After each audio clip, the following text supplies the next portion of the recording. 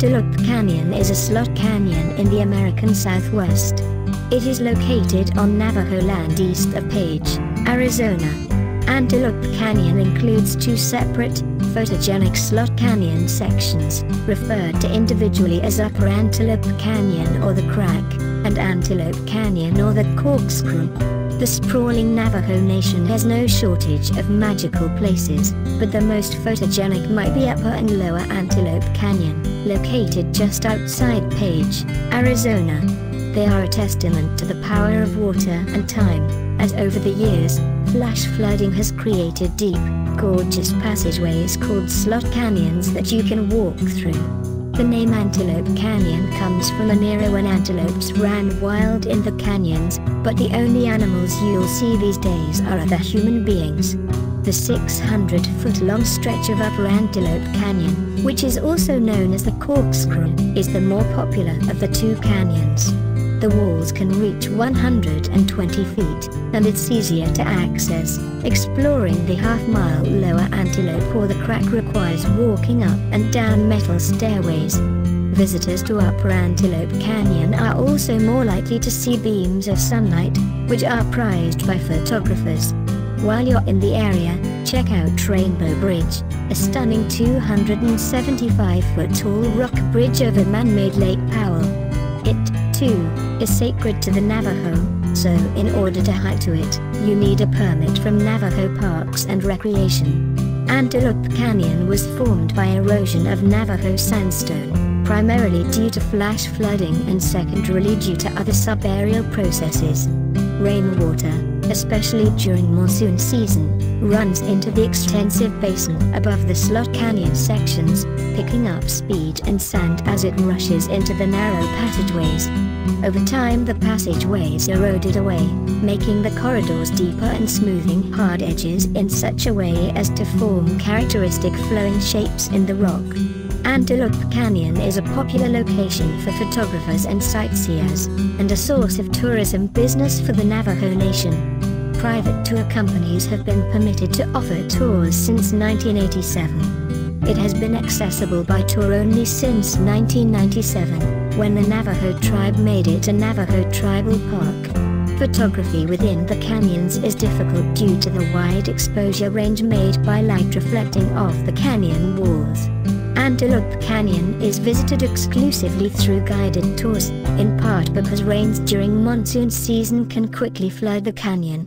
Rain does not have to fall on or near the Antelope Canyon slots for flash floods to whip through, as rain falling dozens of miles away upstream of the canyons can funnel into them with little prior notice.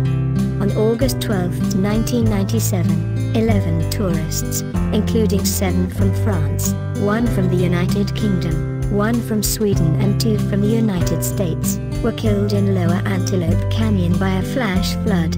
Very little rain fell at the site that day, but an earlier thunderstorm had dumped a large amount of water into the canyon basin, 7 miles 11 kilometers upstream.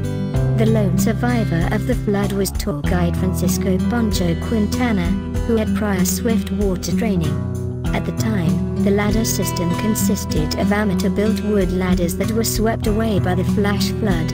Today, ladder systems have been bolted in place, and deployable cargo nets are installed at the top of the canyon. At the fee booth, a NOAA weather radio from the National Weather Service and an alarm horn are stationed.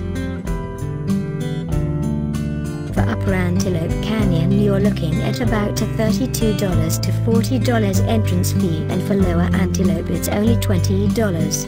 If you want to take a photography tour at Upper Antelope, it's going to cost you around $80. Also, you're entering Navajo land and are required to pay an additional entrance fee of $6. Antelope Canyon comprises 2 separate canyons and you have to book trips to them separately.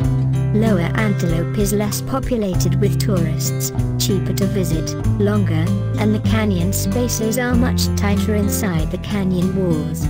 Upper Antelope is more frequently visited, more expensive, and has much wider walkways in the canyon. The important difference for me was the famous light beams of Upper Antelope.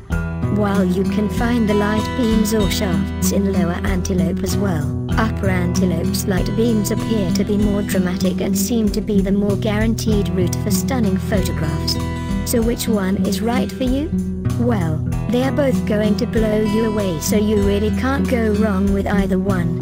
But if you are trying to narrow it down, one thing to consider is your personal mobility. In Lower Antelope, you will have to climb some stairs and ladders and get through some very tight spaces with moderate scrambling. In Upper Antelope, that is not the case because the floor is flat and there are only a few narrow sections. So if mobility is an important concern, then the decision is easy: go with Upper Antelope. One big advantage to Lower Antelope is that there are far fewer people visiting the canyon, which means you don't have to deal with mass herds of people. Another is that Lower has the more adventurous appeal, because you may be able to venture without being accompanied by a tour guide, and there's a little bit of climbing here and there. While the spaces are more cramped and thus more difficult to set up a tripod, you won't have to deal with a big crowd, so it balances out. But once again, if you are going to Antelope Canyon to shoot the light beams, you probably want to go with Upper Antelope. Another difference is getting there. For Upper Antelope, you will arrive at a parking lot where you will sign in under a tent and then jump aboard an open bed truck and head a few minutes down the road and then onto a bumpy off-road to reach the canyon. We did a photography tour below, so we were taken to the canyon in an enclosed SUV. For Lower Antelope, you simply show up at the parking lot and then a guide takes you down into the canyon. Based on reviews, it appears the guides use their discretion as to whether they'll accompany you down there or not.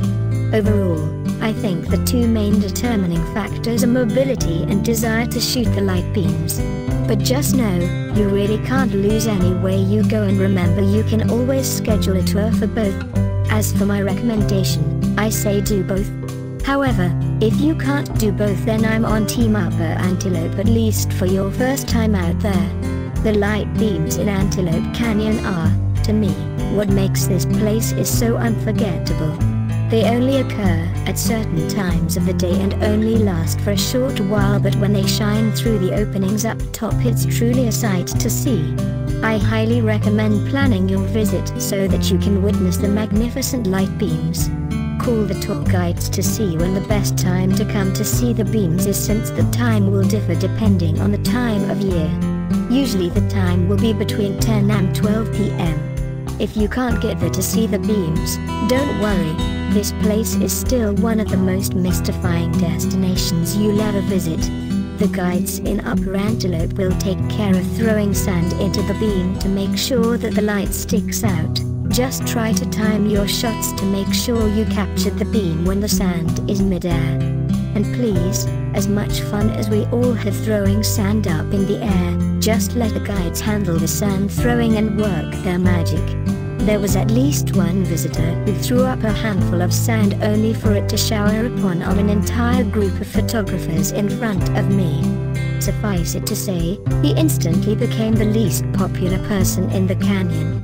If you are going to Upper, then I highly recommend a photography tour.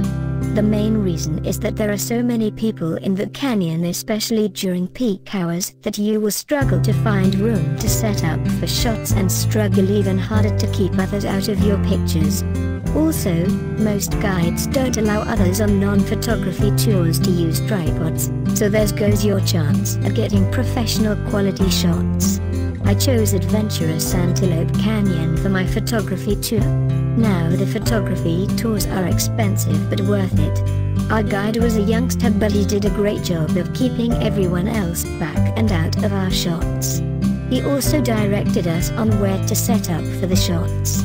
Without him telling everyone to stay back, I don't know how I could have gotten half the shots I did.